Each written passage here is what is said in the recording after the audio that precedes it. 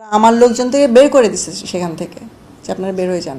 আমার distribution team মানে আমার যারা যিনি ডিস্ট্রিবিউশন করেছেন তার সাথে আমার ম্যানেজার তারা কি একটা অ্যাডহক কিছু সিনেমা হলে ভিজিট করেছিল কিছুদিন আগে, 2 দিন আগে।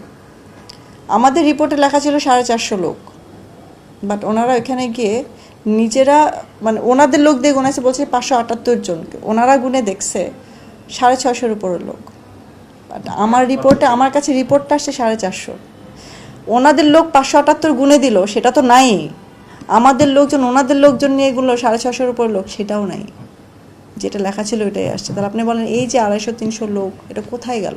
সেটা আমি একটা ক্লাসের কথা বলতেছি, ডিসির লোক তো আমরা গুনতেই পারিনি। তোমার সিনেমা হলের নামটা মেনশন করা উচিত। এটা জয়দেবপুর উল্কা সিনেমা হলে এটা হয়েছে এবং তারা আমার লোকজন থেকে বের করে দিচ্ছে সেখান থেকে যে আপনারা বের হয়ে যান।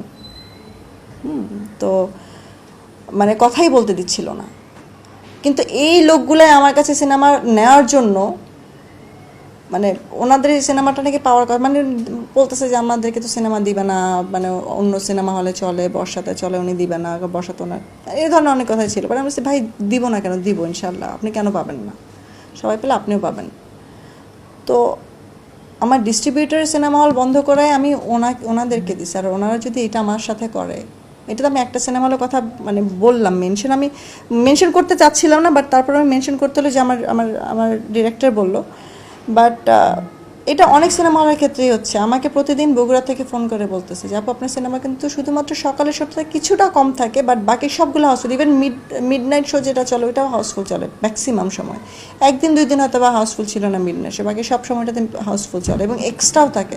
বলছে ভাই এক্সট্রাটা বাদ দেন, এক্সট্রা কত 20 জন 25 জন বাদ দেন, আমাকে হাউসফুলটা তো দিবেন। কিন্তু এখানে তো হাউসফুল হওয়ার পরেও আপনার 200-250-300 লোক ঢুকতেছে, আপনি সেটা আপনি 50% আমাকে দিচ্ছেন না। আমার লোকজন বললে আপনি আমার লোকজনকে বের করে দিচ্ছেন। এটা তো আসলে মানে এই জায়গাটাই তো খারাপ। একটা লিমিট থাকে, যে আমি একটা লিমিট পর্যন্ত করতে পারি, বাট এটা আসলে খারাপ লাগার জায়গা। আর আমি তো মানে টিপিক্যাল বাংলাদেশি প্রডিউসার, মানে টিপিক্যাল ঠিক বলবো না, বলবো যে অন্যান্য প্রডিউসারদের মতো তো না। আমি তো নতুন ভাই, আমি নতুন দেখি কি সবাই আমার সাথে এটা করছে কিনা আমি জানি না। অন্যদের সাথে কী হয়, অন্যদের সাথে হয়তো ওনাদের খুব স্ট্রং লোকজন থাকে, আমি হয়তো একটু সফট, আমি এগুলো বুঝি না।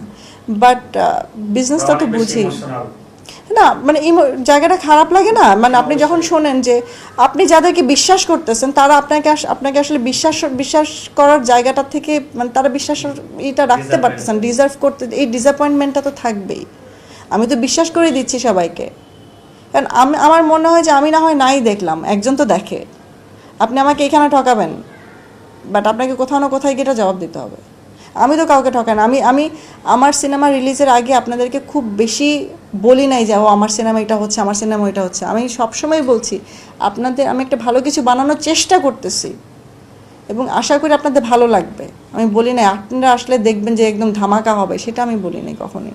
আমি বলছি চেষ্টা করে যাচ্ছি, ওর সাথে করে আমরা আমাদের মতো করে ভালো বানানোর চেষ্টা করতেছি। বাকিটা দর্শক কতটুকু নিবে, সিনেমা যখন রিলিজ হবে তখন আপনারা দেখেন।